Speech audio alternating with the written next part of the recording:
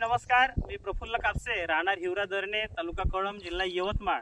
आणि आज आपण आलेलो आहोत आष्टी या गावामध्ये, तालुका कळंब, जिल्हा यवतमाळ. आणि सोबत हे जे शेत आहे, ह्या शेताचे जे मालक आहे ते भाऊ, परिचय द्या शेतकऱ्यांना.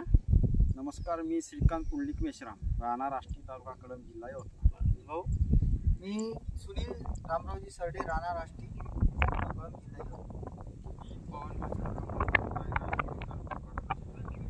भाऊ, तुमच्या शेतामध्ये जो हुमणी अळीचा प्रादुर्भाव झाला होता, तर तो किती दिवसा अगोदर झाला होता?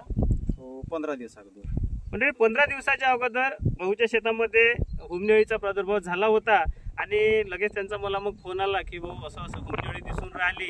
आणि त्यानंतर मग त्याच्यावर आम्ही ट्रीटमेंट केली. आणि आज ट्रीटमेंट केल्यानंतर जवळजवळ समजा 10-12 दिवस झाले असेल ट्रीटमेंट होऊन. आणि आज जे शेत आपण पाहत आहात, तर हे जे झाडं आहेत, जरा दाखवू शकते इथे, हे झाडं हुमणीनं असे लागत होते, परंतु हे पहा पुन्हा याला आता फुटवे येऊन राहिलेले आहे. हे बघा, याला फुटवा येऊन राहिलेला आहे, याला फुटवा येऊन राहिलेला आहे. हे बघा इथे सुद्धा, दादा इथे दाखव, हे बघा हे शेंडे याचे वाळले, परंतु यांना आता इथून असा हा नवीन फुटवा काढलेला आहे. हे बघा, हे आता याच्यामध्ये. आणि दुसरी महत्त्वाची गोष्ट जर पाहतो म्हटलं तर यांच्या शेतामध्ये इकडूनच हा प्रादुर्भाव सुरू झाला होता.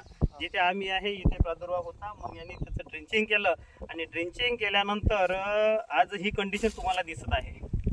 जे की हुमणी अळीचा प्रादुर्भाव ज्या ठिकाणी जास्त प्रमाणात झालेला आहे, त्या ठिकाणी पूर्ण पिकाच्या पिकं खतम झालेले आहे.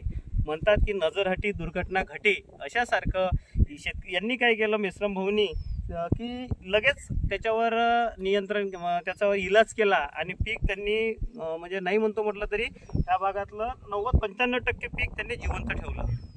आणि जर ड्रिंचिंग केली नसती तर संपूर्ण पीक हे वाया जात होतं आणि हा भाग वाया जात होता. आणि इथून हळूहळू इकडला भाग पण वाया जात होता. आणि मंडळी इथं जे आपण तुम्ही पाहत आहात, तर हे अतिशय सुंदर असं सोयाबीन याचं या ठिकाणी दिसत आहे. सर्व पीक खूपच छान आहे. आणि याच्यावरून लक्षात घ्या की 15 दिवस अगोदर यांनी जे इथं ड्रिंचिंग केलेलं आहे, ते ड्रिंचिंग जर झालं नसतं तर असं समजा की पूर्ण प्लॉट जो आहे, हा पूर्ण प्लॉट त्यांचा खतम झाला असता.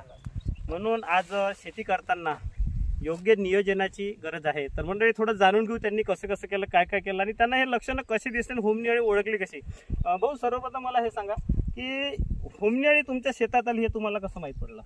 ते मी झाडं उकडून पाहिले, असे पिवळे पिवळे पडले होते. मी म्हणलं काय मरत आहे बा झाडं हे. 1-2 दिवस लक्षच नाही दिलं. 2-3 झाडं दिसले होते, तर मग ते मी राहू दिले. मग 2-3 दिवसांनी पुन्हा आलो, मग पाहिले उकरून, तर मला हुमणी अळी दिसली. मग हुमणी अळी दिसल्यानंतर मी काढली उकरून. मग एक झाड पाहिलं, दुसरं पाहिलं, तिसरं पाहिलं, मग प्रत्येक याच्यातच दिसायला लागले. हा, इथं एक झाड समजा असलं तर मी इकडं पोटभऱ्यामध्ये पाहिलं ते, तर मला दिसू लागली. मग मी म्हणला आता हुमणी अळीचा प्रादुर्भाव झाला, आता ड्रिंचिंग करावं लागते मला. मग तुम्हाला फोन केला, ते औषध दिलं. तुम्ही कोणतं औषध वापरलं त्याच्यासाठी? ते क्लोरो. मंडळी, जेयू कंपनीचं क्लोरोपायरिफॉस 50% इसीवाला त्यांनी वापरलं. आणि किती मिली प्रतिपंपचा वापर केला? 50 मिली. 50 मिली प्रतिपंप त्यांनी वापरला. 15 लिटरचा पंप, बरोबर. आणि ड्रिंचिंग मध्ये समजा तुम्ही किती पंप केले? म्हणजे ड्रिंचिंग किती पंपाची ड्रिंचिंग केली? नाही, मी 20 पंपाची. 20 पंप मंडळी त्यांनी ड्रिंचिंग केली. आणि 20 पंपात जागा किती झाली असेल? 20 पंप झाली तिथून म्हणजे जवळपास अर्धा पाऊण एकर म्हणजे अर्धा पाऊण एकर ड्रिंचिंग जे त्यांची झालेली आहे. इथे ज्या भागामध्ये सुरुवात झालेली आहे हुमणी अळीची, त्या भागात सुरुवातीला त्यांनी हे केलं. मंडळी, आता जे आम्ही श्रीकांत भाऊ मेश्रामच्या शेतामध्ये जे इथं आता पाहिलं, संपूर्ण 2 एकर शेत त्यांचं बघितलं, जे हुमणी अळी ग्रस्त होतं पहिले. आणि त्यांनी जे क्लोरोपायरिफॉसचं ड्रिंचिंग केलं, आणि ड्रिंचिंग केल्यानंतर आजच्या कंडिशनमध्ये जर पाहतो म्हटलं तर हुमणी अळी कुठं दिसली नाही. भाऊ, दिसली कुठं? 3-4 ठिकाणी आम्ही उखडून बघितलं, कारण हुमणी अळी जर असती तर अजून डॅमेजच दिसलं असतं. इथे पहा, आपण जे पाहता हे सोयाबीन पाहू शकता, अतिशय सुंदर अशा अवस्थेमध्ये आहे. पूर्ण दादा असा प्लॉट दाखवू शकता तुम्ही की हा प्लॉट कसा आहे. हा पूर्ण गोल जर दाखवतो म्हटलं समजा, तर याच्यामध्ये तुम्ही कोणत्याही ठिकाणी पहा, अतिशय सुंदर हिरवा कंच असा प्लॉट आहे. म्हणजे हुमणी अळीचा विषय इथं आता दूर दूरपर्यंत राहिलेला नाही, खतम झाला. हा, तर मंडळी इथून व्हिडिओ काढण्याचा जो आमचा एकमेव उद्देश आहे तो म्हणजे हुमणी अळी जर शेतामध्ये आली तर त्याचं नियंत्रण जर आपण बरोबर केलं तर नक्कीच आपल्याला त्याचा चांगला फायदा होऊ शकते. जास्त घाबरायचं कारण नाही, हिंमत सोडायचं कारण नाही, किंवा कसं होईल काय होईल, आता अळी आली बा पूर्ण प्लॉट जाईल बा असं सुद्धा मनात आणायचं काम नाही. भाऊ तुम्हाला काय वाटते, काय सांगाल तुम्ही शेतकरी बांधवांना? काय घाबरण्याचं कारणच नाही. हा, आपल्याला जर रोग समजला समजा तर कृषी केंद्राला तुम्हाला फोन जरी केला तर तुम्ही औषध सांगताच त्याच्यावर. बिलकुल. म्हणजे जर समजा त्याला वेळेवर ड्रिंचिंग आपण केलं. आता म्हणजे एक लक्षात घ्या, भाऊचं 2 एकर शेत आहे. 2 एकर शेतामध्ये एक कोणता तो तिकडला आपण दादा दाखवू शकता, तिकडला कोणता तो लागलेला होता आणि तिथे त्यांनी ते ड्रिंचिंग केल्यानंतर पूर्ण पुढचं थांबूनच गेलं. म्हणजे पुढं अजिबातच हुमणी अळी आली नाही. जर त्यांनी जर त्यांनी समजून त्याला ड्रिंचिंग केलं नसतं तर पूर्ण प्लॉट तुमचा लागला असता आणि हे पीक पूर्ण सोयाबीनचं वाया जात होतं आणि हे जे सुंदर असं पीक आहे हे दिसलं नसतं. म्हणून मंडळी नियोजन करताना शेतामध्ये आपण रोज जातो, तर शेतात गेल्यानंतर पिकाकडे पाहताना पिकाचं काही थोडं कमी जास्त काही दिसलं, पीक आपल्यासोबत बोलत राहते.